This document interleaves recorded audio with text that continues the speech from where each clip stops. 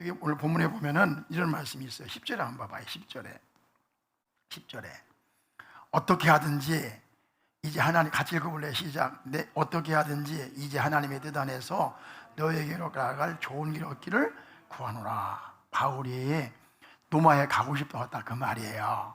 어떻게든지 내가 너에게 갈 좋은 길 얻기를 구하노라. 왜냐하면 예루살렘과 노마는 뭐로에 가까워요?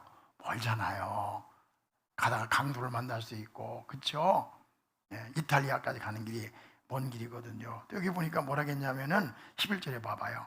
내가 너희 보기를 간절히 뭐하는 것은? 원하는 것은 간절히 보기를 원했단 말이에요. 사실 한 번도 본 적이 없어요. 그러나 바울은 로마에 있는 성도들을 간절히 보기를 원했어요.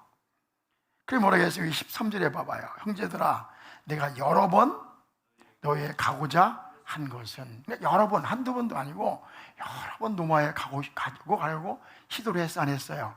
했단 말이에요. 나중에 노마에 가게 되는데 어떻게 가냐면 죄수의 몸으로 그 노마 군병들에게 이렇게 호의를 받으면서 죄수의 몸으로 노마에 가게 돼요.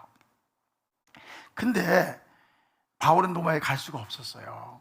다른 곳에 선교를 했지만 노마에는 갈 수가 없었어요. 노마에 갔다가 저기 여기 보니까 서보나, 그러니까 스페인까지 가고 싶어 했거든요. 그래서 갈 수가 없으니까 가기 전에 쓴 편지가 뭐예요? 노마서예요. 노마서는 다른 편지들은 갔다 와서 썼는데 노마서는 가기 전에 너무 마음이 급해서 너무 보고 싶어서 쓴 글이 노마서란 말이에요. 그래서 노마서는 바울이 한 번도 노마에 가본 적이 없지만 그 소문을 듣고 너무 보고 싶은 나머지 써서 보낸 편지가 노마서란 말이에요. 그럼 우리가 이런 질문이 생기잖아요. 바울은 왜 이렇게 노마에 가고 싶어 했을까? 그렇죠? 왜 그렇게 노마에 가고 싶어 했을까? 이번 주와 다음 주는 그 말씀 나눌 거예요. 왜 바울이 그렇게 노마에 가고 싶어 했을까?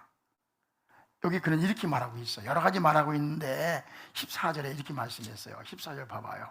헬라인이나 야만인이나 지혜 있는 자나 어리석은 자에게 다 내가 빚진 자라.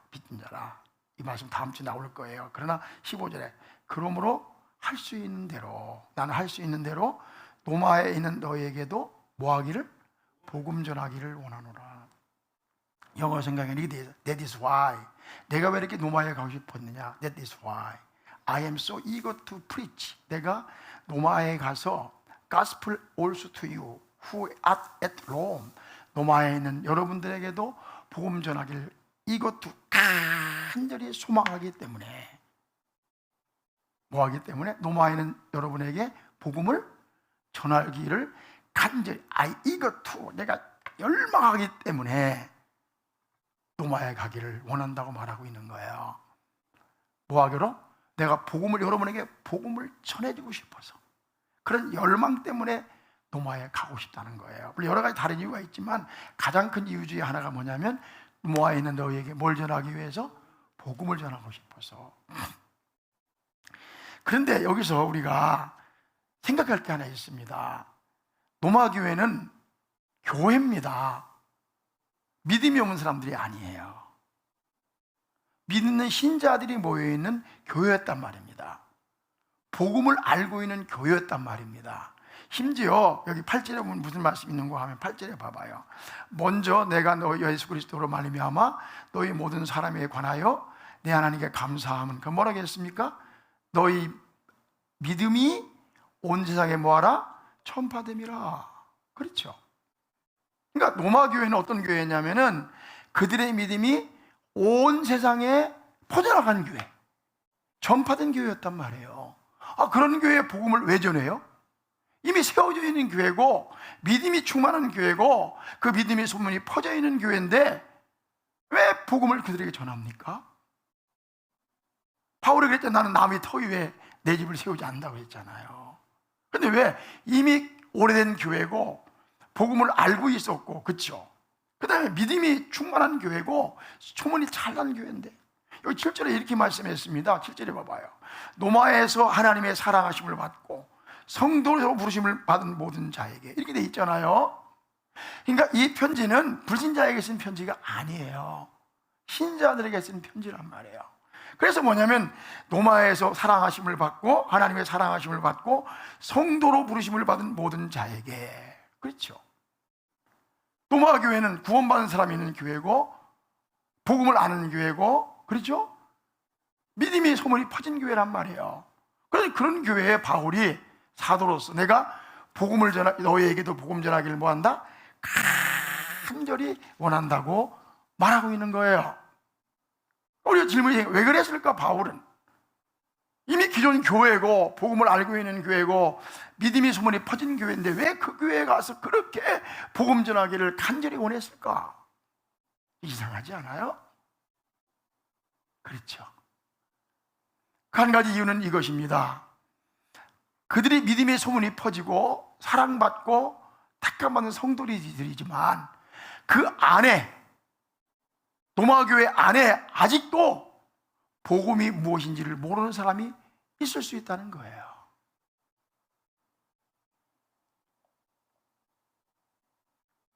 무슨 말 이해하셨죠? 교회 안에 아직도 복음이 뭔지를 모르는 사람이 있을 수 있단 말이에요. 제대로 우리가. 그래서 바울은요 그들에게 복음 전하기를 원했어요. 여러분 물어볼게요. 여러분 복음이 뭔지 아시죠? 우리 교회는요 그래도 이렇게 이 말씀을 많이 전하기 때문에 잘 아세요. 잘 물어요. 여러분 구원 받으셨어요? 거듭나셨어요? 왜 대답 안 하시는 분이 한두 명 계세요? 저 봐봐요. 여러분 복음이 뭔지를 아십니까? 어떻게 우리가 믿음으로 은혜를 구원받게 되는지 아십니까? 지금 죽어도 하나님 나라 갈 수 있어요? 예. 우리가 교회 다니면서도 교회 안에도 아직 구원의 확신이 없는 사람, 아직도 구원받지 못한 사람, 복음을 모르는 사람이 얼마나 많은지 몰라요. 무슨 말입니까? 교회를 다니지만 예배도 참석하지만 아직도 믿음이 무엇인지, 어떻게 구원을 받는지, 왜 우리가 율법이 아니라 믿음으로 은혜로 구원받는지를 모르는 사람이 너무너무 많다 이 말입니다. 다 열어볼게요. 여러분 구원 받으셨어요? 어떻게 우리가 믿음으로 은혜로 구원받는지 아십니까? 지금 죽어도 천국 갈 수 있습니까? 바울이 노마 교회에 복음을 전하려던 이유는 뭐냐? 그 안에 아직도 예수가 누군지, 복음이 무엇인지, 어떻게 구원받을 수 있는지, 왜 은혜로 믿음으로 구원받는지를 모르는 사람이 있었다는 것입니다. 우리 교회에 그런 분들이 없기를 주의 이름으로 축복합니다.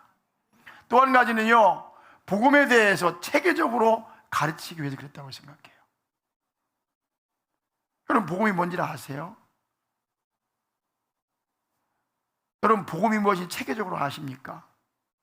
너무도 많은 사람들이 교회를 다니지만 복음을 체계적으로 논리적으로 알지를 못해요. 엄벙덤벙 대충대충 알고 있단 말이에요. 다시 여러분 하나님 살아계십니까? 예수님은 누구십니까? 왜 예수님이 이 땅에 오셨습니까? 왜 우리가 어떻게 믿음으로 은혜로 구원받게 됐습니까? 예수님의 십자가의 피는 무슨 의미가 있습니까? 한 번 구원받으면 영원합니까? 구원 잃어버립니까? 구원받은 사람은, 예수 믿는 사람은 어떻게 살아야 됩니까? 사실 봐봐요. 교회를 다녀요. 그렇죠. 예배 드려요. 그런데 체계적으로 이 성경을 알지 못하는 사람이 너무 많아요. 노마서를 보세요. 노마서에 보면요, 얼마나 복음이 무엇인가를 철저하게 체계적으로 조직적으로 설명하는지 모릅니다. 그러니까 우리가 말씀을 좀 알려면, 복음이 무엇인가, 왜 우리는 은혜로 구원받을 수 있는가를 알려면 노마서를 1장부터 16장까지 세세히 묵상하면서 하면, 연구하면서 보란 말이에요. 남들이 그러더라 그게 아니라. 그렇죠? 노마교회 성도는 구원을 받았어요. 그저 믿음이 좋아서 믿음의 소문이 차왕에 퍼지는 교회였습니다. 근데 그들은 복음이 무엇인지를 체계적으로 알지 못하는 사람이었어요. 왜 예수님이 십자가에 죽으셨는지, 왜 율법이 폐해졌는지, 왜 율법이 완성됐는지, 왜 오직 믿음으로 은혜로 구원받는지, 할례가 무엇인지, 그렇죠? 유대인은 무엇이고 이방인은 무엇인지 잘 알지 못했다 그 말이에요.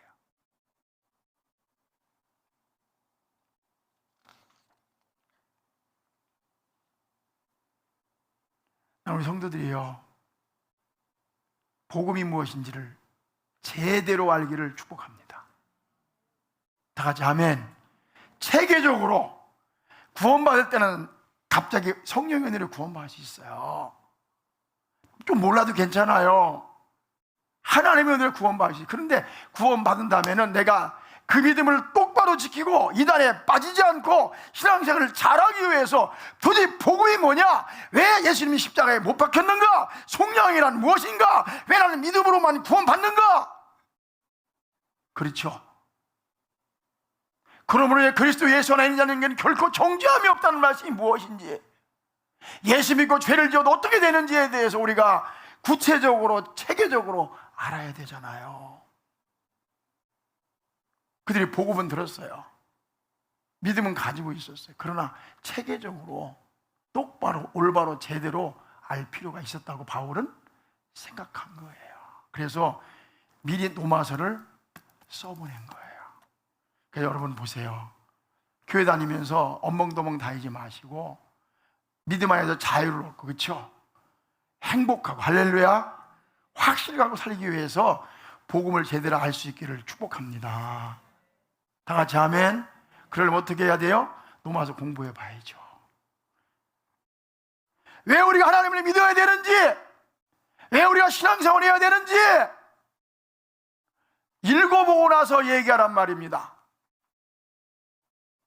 제일 기분 나쁜 사람이 듣기 싫어요, 말도 하지 마세요, 이런 사람이에요. 신사는 들어보는 거예요. 들어보세요. 또 한 가지 마지막으로 여기까지만 말씀 나눌 거예요. 구원은 받았지만 노마 교회 안에 믿음의 소문은 퍼졌지만 구원의 감격, 첫사랑을 잃어버린 사람이 많이 있었다 이겁니다.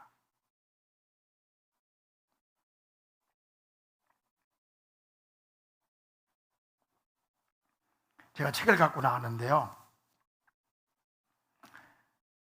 여기 보면은 본질이 이긴다는, 본질이 이긴다, 본질이 이긴다는 책, 본질이 이긴다.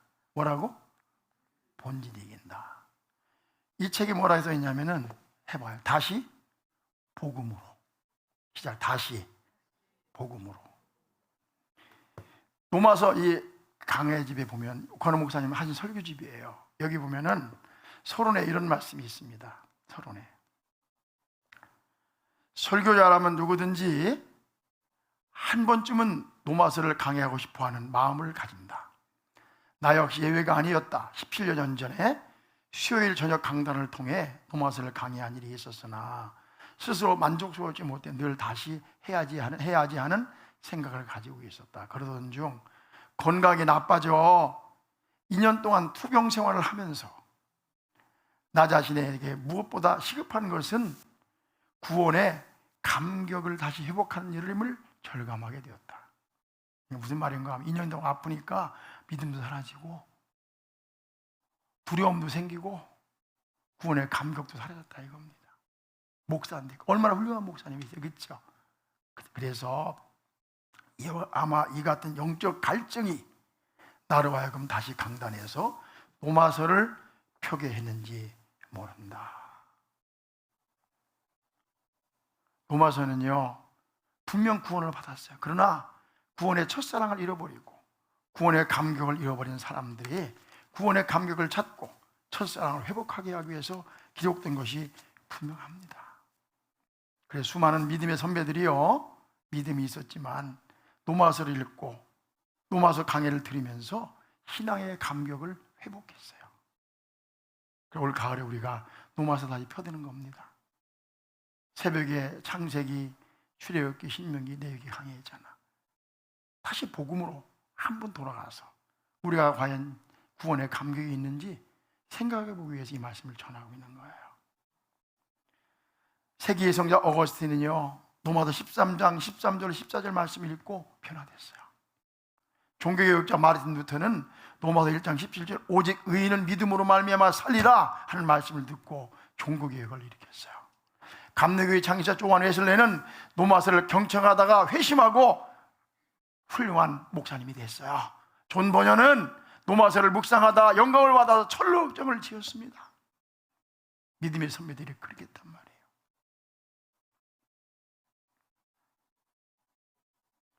왜 그러면 바울은 로마에 있는 교회에 복음 전하기를 원했을까?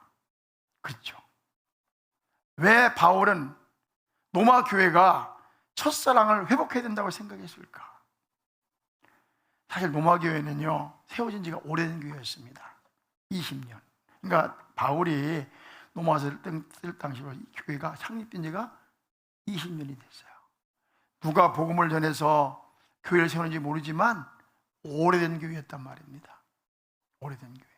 그럼 물어볼게요. 오래된 교회는 어떻게 되죠? 신앙이 오래된 사람은 어떻게 되죠? 타성해졌습니다. 마치 굳은 살이 베긴 것처럼 굳어져 있어요. 그렇죠? 그죠? 그래서 구원에 감격이 없어. 첫사랑, 우리 결혼할 때 처음에 결혼 너무 신나고 행복한데, 그죠? 결혼 생활 40년 되면, 어제 내가 토요일인데 우리 이현 전사님 아버님하고 어머님 뵈러 갔어요. 갔더니 어머니가 하시는 말씀이 심심하대. 왜 그러니까 남편하고 할 말이 없대. 그래서 그렇죠. 수십 년 살았는데 뭐 할 말이 있겠어요? 그냥 사는 거죠. 그냥 사는 거죠. 그렇죠? 긴 역사를 가진 교회, 신앙생활 오래 한 사람의 특징이 뭐냐면 신앙은 좋아요. 근데 뭐가 없어요? 감격이 없어요. 신혼에 감격이 없단 말이에요. 군대 제대할 때에 감격이 없단 말이에요. 예배당에 처음 나올 때 감격이 없단 말이에요. 야, 내가 구원 받았다. 그 감격이 없단 말이에요. 로마 교회도 그랬단 말인 것입니다. 그래서 바울이 그들에게 복음 전하기를 원했던 거예요. 내가 설교할 때마다 이 얘기 많이 했죠. 여기 로마서 강해에 나오는 얘기예요. 사랑의 교회에서 있던 일입니다. 내가 얘기 몇 번 했어요. 한 여집사님이, 우리 주보에 내가 실어놨어요. 여집사님이 계셨어요. 서울 시내 큰 교회 다녔대요. 꼭 큰 교회 다니는 사람이 교만하대. 개척교회 다니는 사람은 안 교만한 것 같아. 나는 큰 교회가 네 교회냐? 큰 교회 다니는 게 뭘 자랑이라고. 큰 교회에서 주일학기도 했대.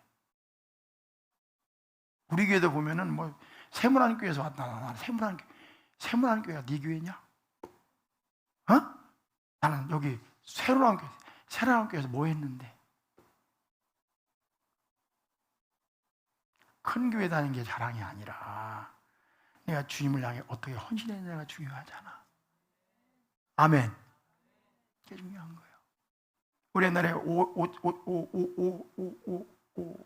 상진이라고 우리 교회에서 신앙생활 잘했는데 너무 잘했어.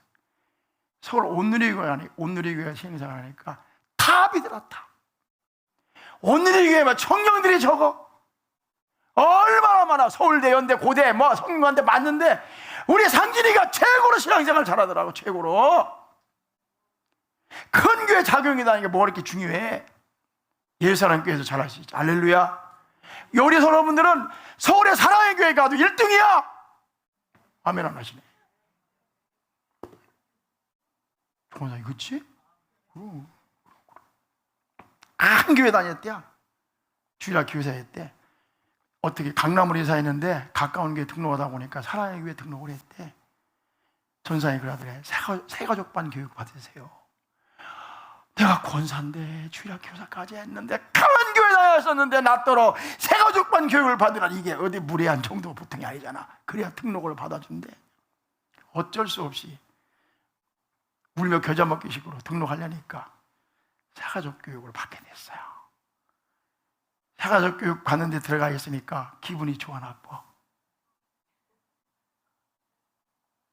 우리 교회도 그래. 내가 제자 훈련 받으려면 내가 다른 교회도 많이 배웠대요.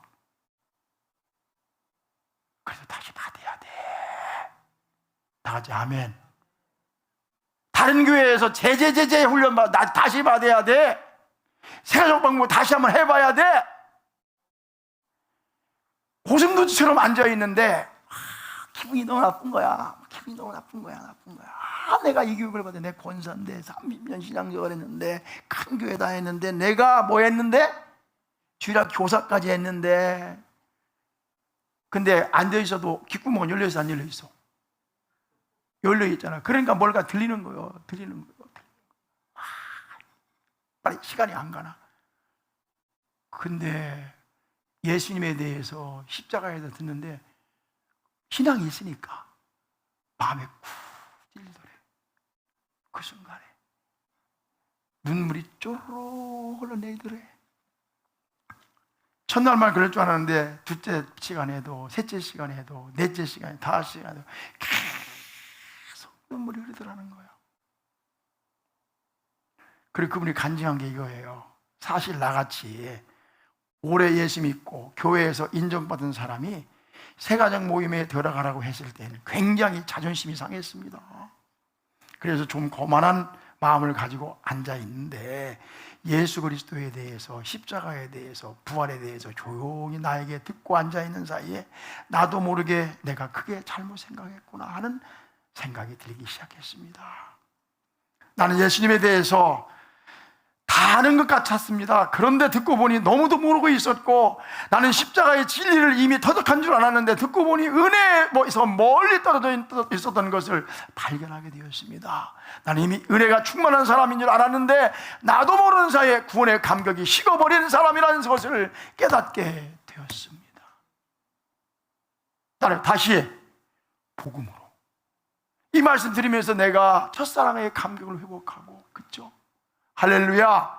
내가 구원을 잃어버리지 않으니까 얼마나 감사한 걸 생각하고, 내가 구원받으니까 얼마나 감사한 걸 생각하고, 하나님의 은혜를 생각하고 그 감격을 회복해야만 되는 거예요. 그걸 위해서 바울이 로마서를 쓰고 있는 거예요. 나는 사랑하는 성도들이 구원의 감격을 가지고 주님을 섬기기를 축복합니다. 다 같이 아멘. 오늘 찬송에 하나님 한 번도 나를, 목사가 모르겠어요. 근데 저는요, 이 강단의 이 찬송하면 너무 좋아요. 지난해도 바울에 설교하면서 하나님 나는 죄인입니다. 나는 잘못했습니다. 그래서 내가 울잖아요. 이거 가짜 눈물이라고 생각하세요? 하나님께 너무 감사해서 그러는 거예요. 여러분, 감격이 식은 사람 로마서를 다시 읽어보세요. 복음을 들어보세요. 하나님의 사랑을 깨달아보세요. 나가서 전도해보세요. 다 아는 척하지 말고 시간과 생각으로 살지 말고 그렇게 주의 감격을 가지고 살아가는 우리 모든 성도들이 되기를 주의 이름을 축복합니다. 다 같이 아멘. 두 손을 모아보세요. 발버둥 쳐보세요. 하나님, 나에게 첫사랑을 회복시켜 주세요.